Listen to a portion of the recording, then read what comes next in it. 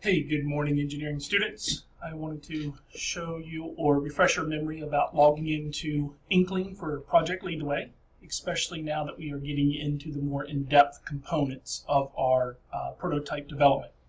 So this week, January 11th, in the Week at a Glance, I'll be talking about all of these, and the one thing that I want to show you is the Project Lead the Way resources, student resources. You're going to log in via Clever in order to access those student resources.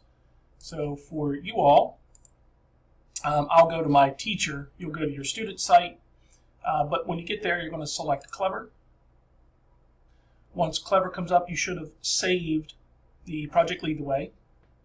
If not, you may have to do a quick search for it by typing in the search bar. Oops, which I got rid of it, so let's bring it back up. We'll go to Project Lead the Way, and what this does is a single sign-in for us. It'll bring you to your home page, and for you all, yours will be down here. Let's see, where are we? Engineering up here, design and development for the students.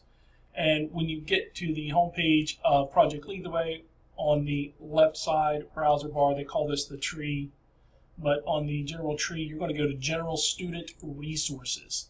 And these are a collection of documents that will help you throughout the rest of the course. We've already looked at some of these, and I cannot say when each individual group will need them. So please get there, practice getting there, because you will start coming back and looking at some of this information in the future. Okay, thanks very much, and I look forward to seeing you all in a little bit.